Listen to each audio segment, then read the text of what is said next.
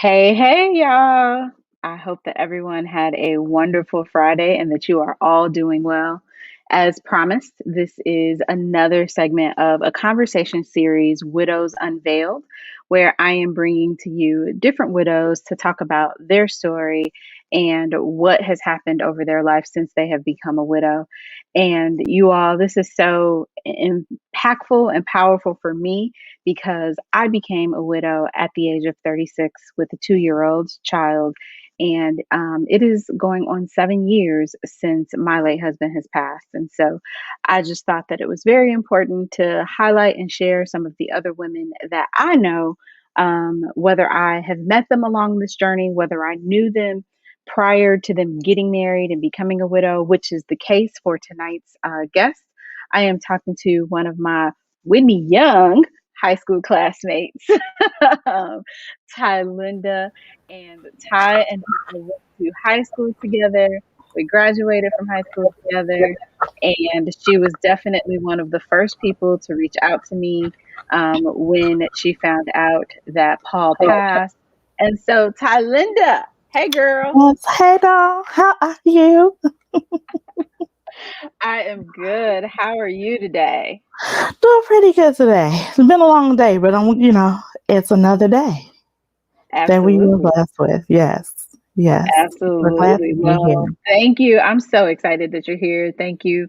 As I said, you and Ebony both reached out to me Mm, with the quickness. yes, I'll never forget that day because it was like I called her. Keon Mm, was at my house. Keon what? Lassiter was at my house. Okay. And because we were discussing some business, some financial Hmm. things, and I saw the post on Facebook, and I'm like, "What?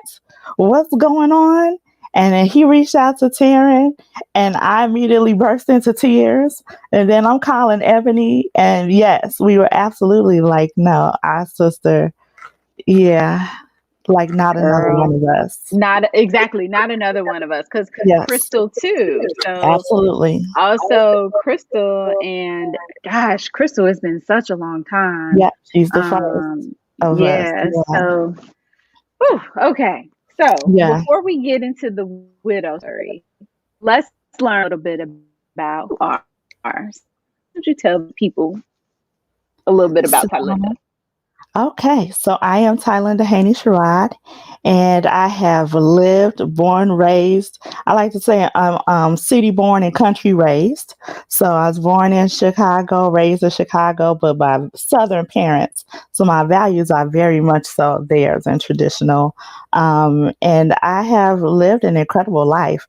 I do work currently for Chamberlain University, and I manage the federal work study program for the university at large.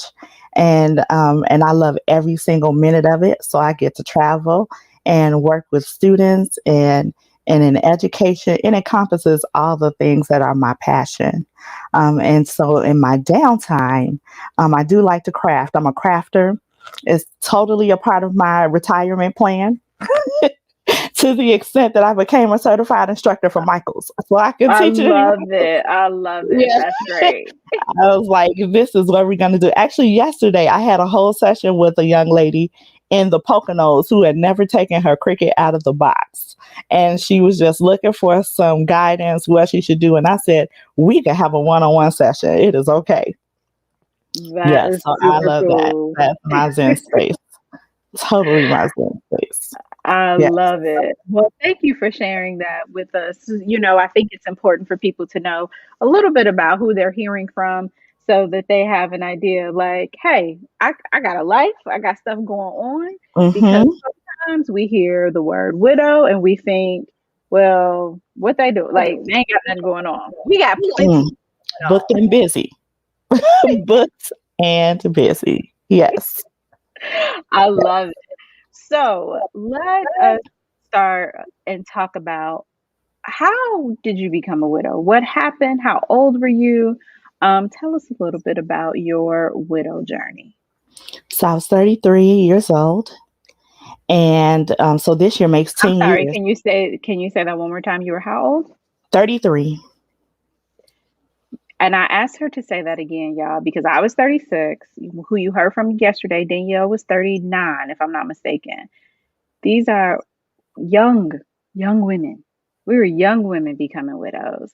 And so that is super important because when I first heard the term widow, I was like, that's for 80-year-old white women.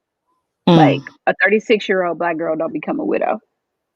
So Yeah, I or was that when people take the vows, which says in till sickness death and in health, till do death do you part. do a part. Death do And you we part don't does think, not fashion, yeah, yeah, in a quick form. It does not. That timeline doesn't ring for us that way. Yeah, yeah. We're definitely not not at thinking all. until death do us part.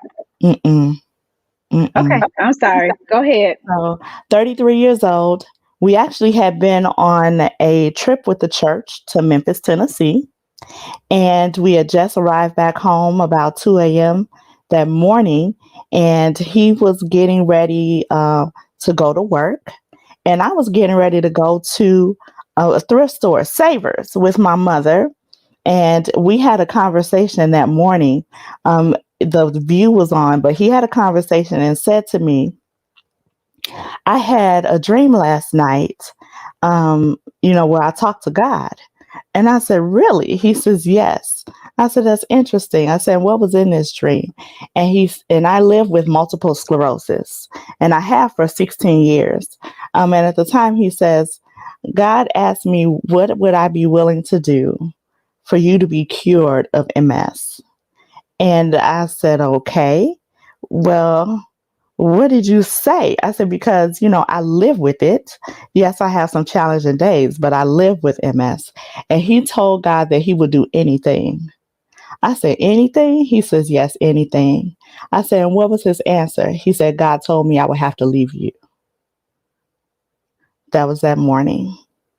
And I said, that was a heavy promise. Wow. Yes. And I wish you had not promised such a thing, because we good. It's day by day. We take a day at a time. And he says, well, I just don't like to see the days when you're in pain. And I Mm. understood that and I appreciated that. I did. I appreciated it. And so he called my mother even to let her know that I was ready to go with her. We're hitting the streets. And it was actually, so we get to Savers. I actually sent him a text message as to what he wanted for dinner because Memorial Day weekend was coming up and he was the barbecue master for the family. And I knew we still had a slab of ribs and these to be consumed. So I was going to plan to get that all done and thought out. And when we and I actually bought, one of those books where it has like you can put the dates with the family Yeah. as you have children. I had bought one of those, $2. I'm like, oh, we don't have one of these. Let's get this. We're going to start this. And I should preface that I also with MS, as a woman with MS, I needed to come off of my medication for a washout period before starting a family. So I had not been on medication because the next week we were going to go and get clearance to start a family. Got it. So I got home and I saw his truck still in the parking lot. And I'm like, what's going on? That's odd. And I get into the house. I had to go to the restroom and we had Jack and Jill bathroom. And when I go into my bedroom and I still hear the shower running. And I'm like, it's been running for a very long time. And so I got up and I went into the bathroom off of my bedroom. He never even made it to the shower. What? He never made it to the shower. I found him. And my hands at the time with MS, I had extreme neuropathic pain. So numbness and tingling was my portion at that time. And I was still trying to massage his heart. And I was still trying to do CPR. And I was calling 911. And I called my mother, who all came right over. They worked on him for about 45 minutes to an hour. Um, and were not able to revive him. And so I'm like crisis manager of the family. What did I try to do? Pull out ribs, cooking dinner for people who was On when your husband passed? yes, because all these people are at the house. And I'm like, I need to feed them. They were there for me. They I'm absolutely sorry, were. honey. I'm sorry. I know. Tylinda, I your know. husband passed. The day that your husband passed, you trying to cook and make sure people that are coming to the house are fed by you Yep. pulling food out cooking. Yep. Absolutely. Absolutely. My parents were there. Wow. My aunt came, one of my dad's sisters. Um, yes, I had people at my house. My girlfriend came, my godchildren's mother, she came. They all came right away, but I was in the kitchen. Who wants some ribs? Who wants some corn? Who want? Oh, And they're wow. like, sit down, stop Yes, moving. What are yes. you doing?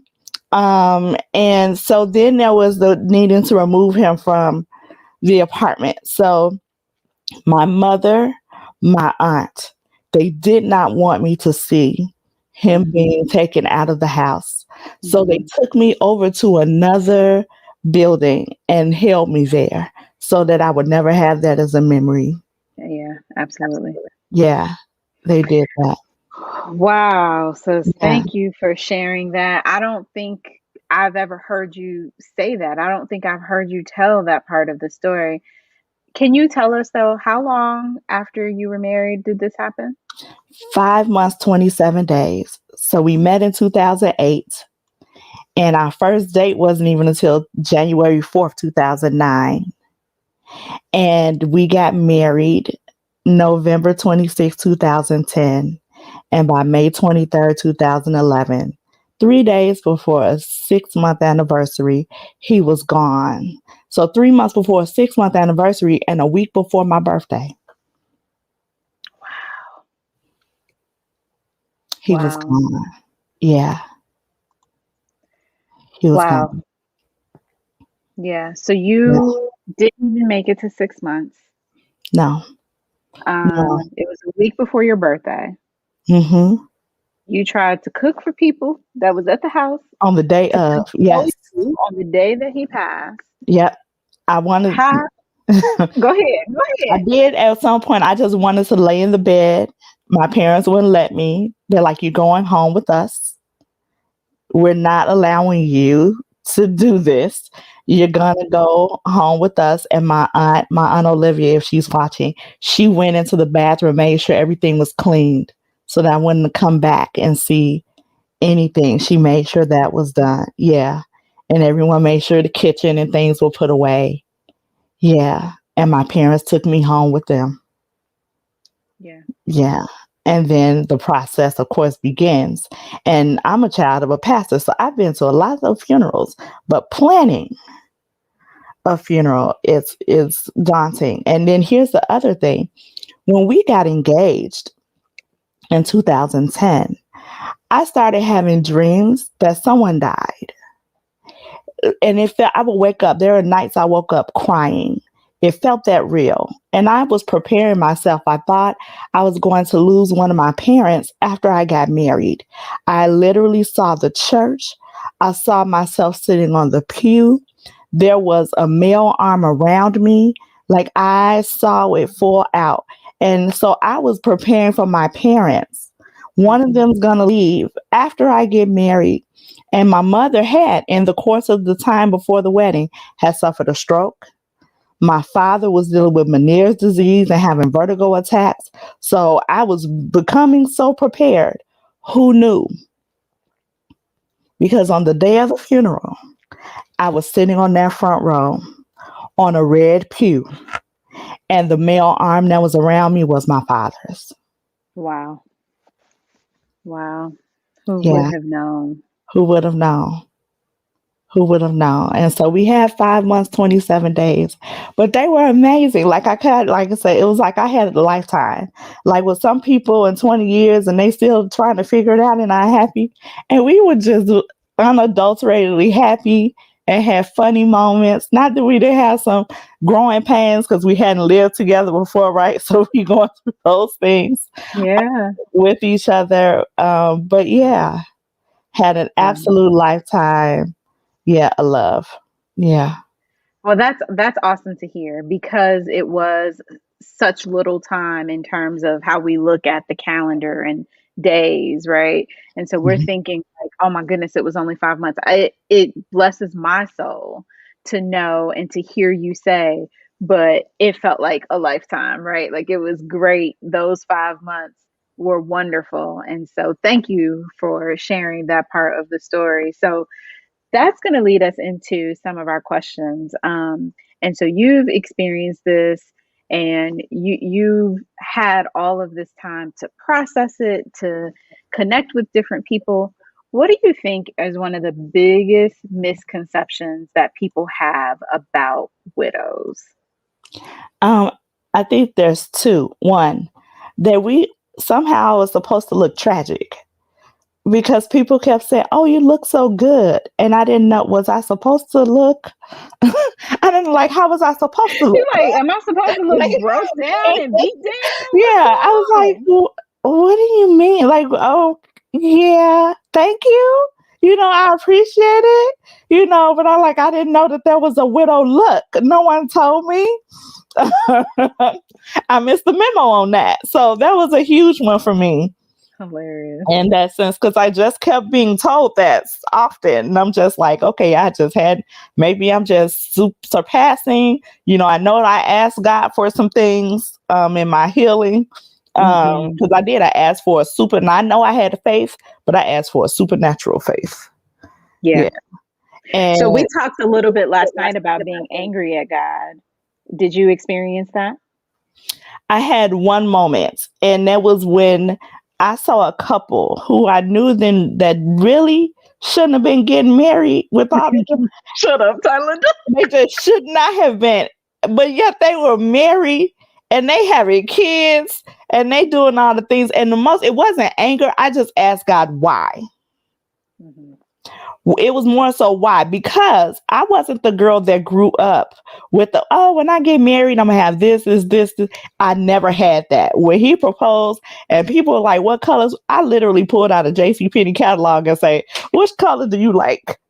And took he like navy blue. I took a swatch to the bridal shop and held it up and said, "Oh, this dress looks the best. Here we go." Oh Like, I did not. I didn't pick flowers. I didn't do any of those things. I didn't. Those were not my my. It wasn't on my things to do list. It wasn't that yeah. I think I could get married. It just wasn't on my checklist of items to do. So No, for I the can girl relate who to that though. never I dreamed, yeah, understand that. Yeah. I can yeah. definitely relate. I didn't dream of this wedding. So like my wedding planner was like, "Girl, can you give me some?" I was like, "Green and yellow. They look good together. Go with that." She's like, "What do you want?" I don't care. I literally was like, "I don't care." There She you was like, go. There you go. Now, I had planned and been a part of planning a lot of weddings. So now, was it planned? Oh, they will tell you it was absolutely planned. Yes. "Okay. And details were there. But on the day, like, I wasn't a nervous bride. I wasn't, whatever. Nothing turns out perfectly. It's great. Yeah. And I didn't even cry until my dad came to get me and said, my baby. Because he had Mm, given away his sisters and some of my cousins. And here I am, his firstborn. My sister was even married already. So I was the last. And okay. so, yeah, that was when I burst into the tears. So, yeah, I yes, love that. that's what it was. It was really not even anger, but more of a why. When I did it, it's just the way he wanted. We didn't live together before marriage. We did, all the things that we were taught, that how God wanted us to proceed. That's what we did. And then I'm like, okay, so now what is this? What's this Yeah. about? Yeah. Why does this happen? So, in thinking about that, and really in thinking about how you went into action immediately when your husband passed, how have you managed your grief? Like, and let's look at it as stages because you said Hmm. it's been almost 10 years, It'll correct? be 10 years in May. Hmm. Okay, so it'll be 10 years in May. So let's look at it in stages. Like, how did you manage your grief initially? And then let's look at today, like, because I know that grief stays with us. So how are you managing it now? So I will say it is the only time in my life where I never knew I could cry for 365 days. Because I did. I went to work, but I'd come home and I cried. I cried every single day. And so and I gave myself permission, So last night it was like she said, give yourself grace. I did. I was in the car. If there was a song, I cried every single day, and I wasn't apologetic about it. Even in services, if there was a song and it was his favorite song, that's what I did that first year. And that first 4 years was very difficult, even for my birthday, because we held his services on May 28th. So it's like, okay, he passed on the 23rd. On the 28th, we celebrated on his life and we put him into the ground. And on the 29th, I turned 34. So I'm like, what do you want me to do with that?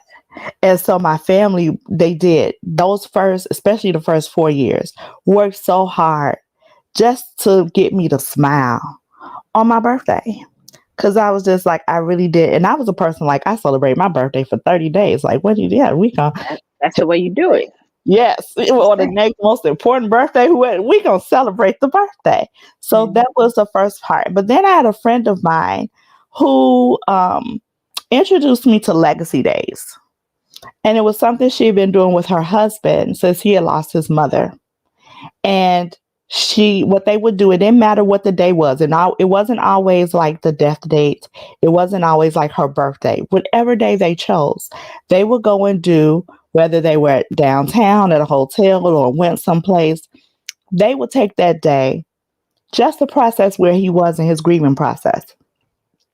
Talk about it, laugh about some things, cry about some things, and just assess where he was in the grieving process. So I implemented that into my own life. And actually, as I've talked to others, encourage them to do the same. So my day is January 4th because after 10 years, the hardest day for me still is crossing over into the new year. Wow. Crossing over into the new year without him. Mm-hmm. And so January 4th, I take that day and I watch Coming to America because that's the movie we watch on our first date. And I eat all the favorite foods and things like that. And it's just my day to process where I am. So that's one day. His Do you birthday, do that alone or do you do that with someone? sometimes it's with someone, sometimes it's alone. Sometimes I just need it to be my space. Mm-hmm. Yeah. The other day is March 19th. He actually shared a birthday with my sister. And so we collectively, both of us, that's her birthday buddy. My husband would never eat anything but cheeseburgers and French fries and chocolate shakes. So or chocolate dessert. He didn't eat any of the dessert. So we always on the birthday. My father this year prepared my cheeseburger, my fries, and I had my chocolate dessert. My girlfriend had sent me like 6 boxes of Thin Mints. So I had Thin Mints. And so, yeah, so that's how I do that. And then the anniversary day, I commemorate then, but in a different fashion. My husband, I love high quality thread count sheets. I value them. And he didn't quite get that. And so when we got married, I remember him putting on baby oil on like my 550 thread count sheets. And I was like, what are you doing? Like, he did not do that. And it happened to like 2 sets of sheets, right? And I said, until you figure this out, we're only going to sleep on these 2 sets of sheets until you get that together. And so every year I order myself a new set of sheets. Oh, that's a cool. I like that. Yeah, a That's new a set very of cool sheets. tradition. Yeah. Very So those cool. were the 3 ways, yeah, for me in terms of legacy. Awesome. Awesome. How are you? So, from today, thinking about now, how are you managing grief today? What does grief look like when it comes up for you right now? The pandemic Mm, that's a big one. was a big one because I always seek to stay in a space of gratefulness. And if nothing else, I got to say goodbye in a way that others have not been able to say goodbye to their loved ones. And I appreciate that greatly. That all those who loved him, all the lives he touched, because he did well with his dash. And the church was packed. And I'm thinking, if he had gone through this time, we wouldn't have been able to have that. And so I'm grateful for that. And then in dealing with the grief, it just isn't staying in a space of gratefulness. I'm just always mindful of the good times, the things that he used to do for me, the little things. So he knew I take a lot of medication with MS, and it leaves you with a cotton mouth. And he would always make sure my nightstand drawer had those watermelon sour patches and things. So now my caregiver, she makes sure I always have watermelon sour patches, you know? So I have Oh, family and friends that always make sure they kind of remind me, they step in a way, yeah, that they don't even know. Now, I will say my why was answered in 2020. really? Yes, in the why. Okay, you got to tell us a little bit about that. Yeah. So the thing is, and I love journals, right? And I have this one journal that says on the front is, what if everything you went through was just for this moment? Wow. And Say that so one more time. One more time. what if everything you went through was just for this moment? Wow. Hmm. And so what happened in 2020 is my niece lost her husband, and she's my niece on my husband's side. And here she is. She's not, I think she's just turning 40 this year. So next week, in 2 weeks, it will make 1 year. She lost her husband. Hmm. I had to go through what I went through so I could be here for her. Hmm. I knew my why then when I got the call. When I got the call. Yeah. Because those first few nights, that's what I was up. Yeah, I was on the phone with her. Yeah. So I knew everything I went, it was just for that moment. Yeah. Yeah. I totally resonate with that. Um, from some of the widows that I've met since Paul's passing. And I don't know for certain if that's my why, but I definitely know that I have gotten to this point so that so that we Part of can the have these purpose. conversations and so that Yeah.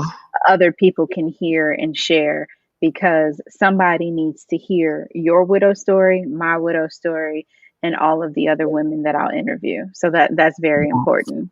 Yeah. So So with that's part that, of your purpose. That's part of your yes, purpose, but you're waiting for your why. Because I've been able to inspire others and encourage others. But with yes. her, I knew it was the why.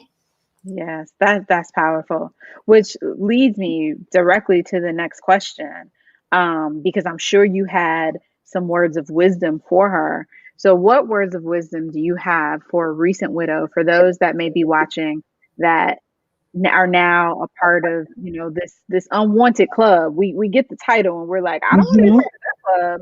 But then somewhere along the line, we learn to appreciate it and embrace it for what it is, because we're able to share the story, because we're able to give words of wisdom, and because we are literally able to provide our testimony so that somebody else can find strength. So, what words of wisdom do you have for a recent widow? So I gave her two huge things. One, do this at your own pace. Don't let anyone push you into doing anything. One of the biggest, when I took my ring off, people thought I was ready to get married. No, I just happened to have taken it off. So, but I did things at my own pace. It wasn't because it was arduous. I really did just follow a directive as I received them from God. So I did things at my own pace, and not to do anything drastic. I said, don't go cut your hair. Don't go color it. Don't quit your job. Don't do anything drastic.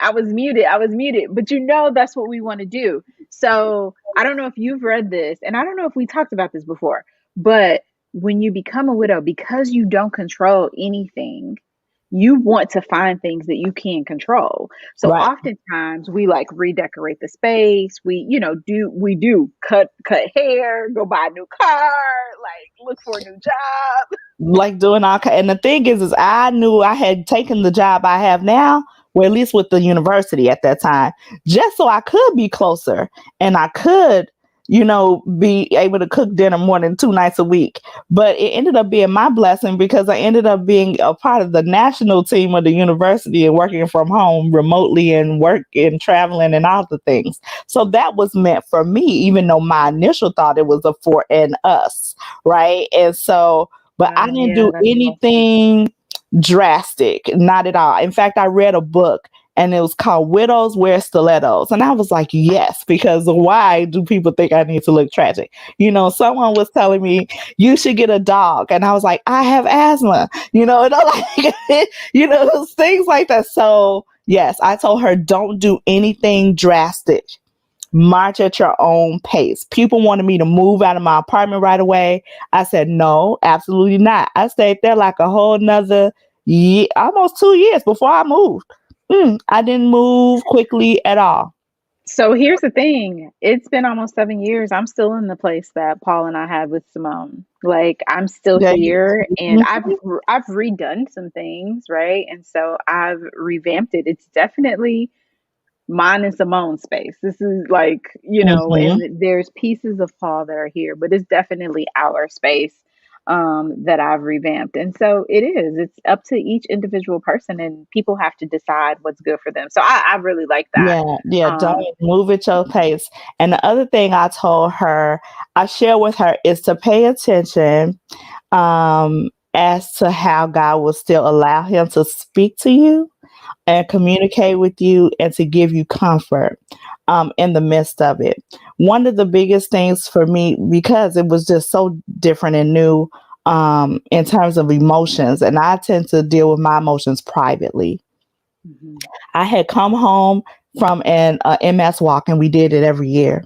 And I was listening to a sermon with T.D. Jakes, and he was in Matthew 14, and that's when Jesus fed the multitude. And it's actually mentioned several times in the Bible, but it stuck out to me on this particular day that Jesus took the bread and he blessed it, and then he broke it, and then he disseminated the food out to the multitudes. And in that moment, I understood that as a woman of faith, that we were all at some point, we were blessed in our mother's womb with a purpose already predestined. Oh, but we have to be broken. Now, what that mm, looks like, I have no idea. I said, I don't know if this is your broken place. His was my broken place. And yeah, so then after that, I was going to receive blessing, blessing on blessing on blessing. yeah, Yeah. wonderful. Yeah. I love it. I love it. All right. Well, we are getting ready to wrap up. And so Yes. this next question, as I said last night, the people want to know, and I am the people. I am the people. I am the people. Oh my goodness. What happens next in your story? Whatever God wants. Because I'm already loved. I'm already his. So whatever he wants, like really when people ask me, I said, look, I'm the favor factor. So I don't have to do a thing.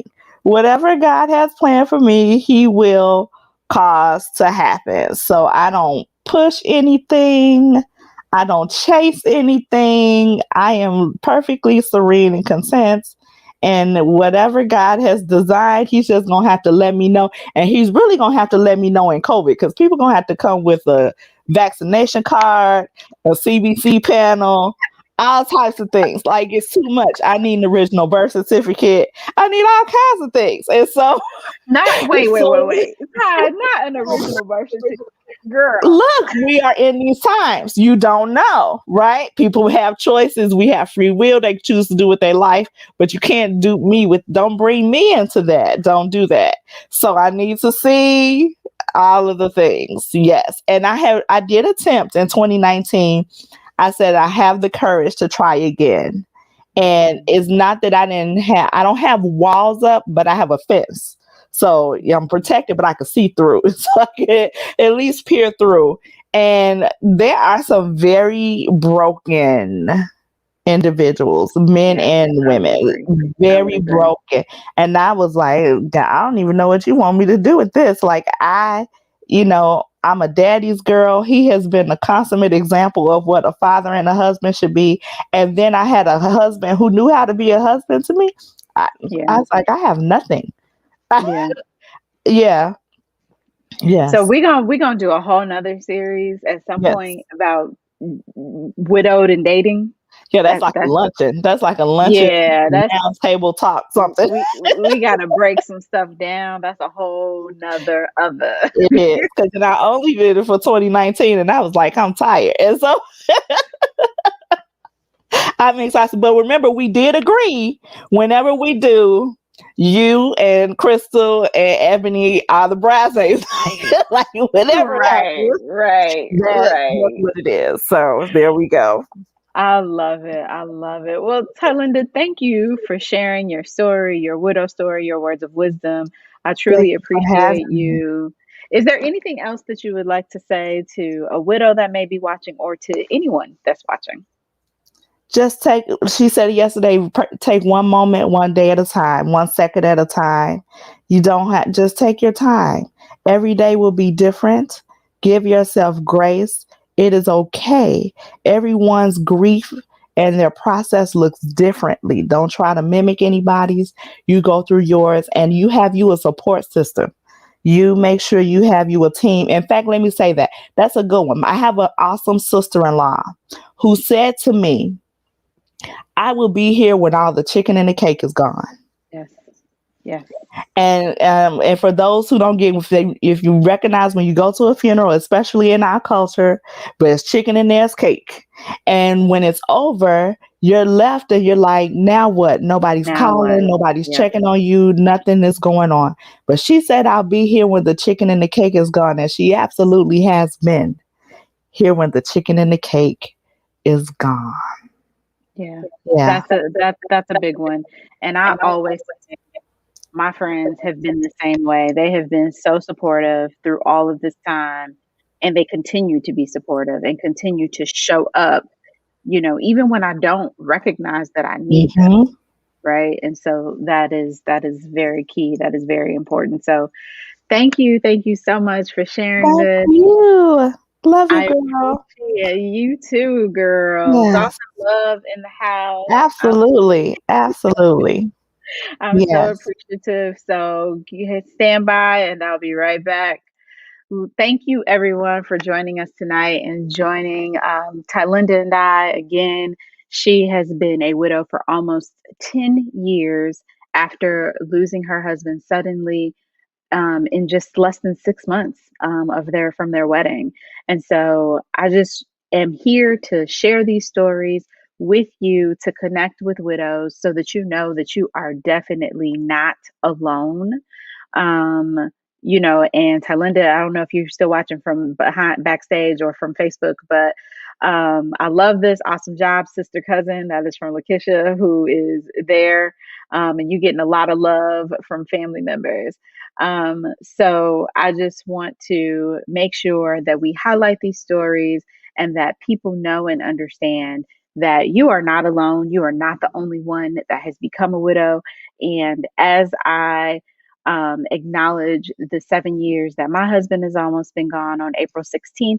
I just wanted to bring these stories to light. So thank you for joining us. We're going to take the weekend off and we will be back Monday evening with another widow. And you will hear from us every day next week. You'll hear from me every day next week.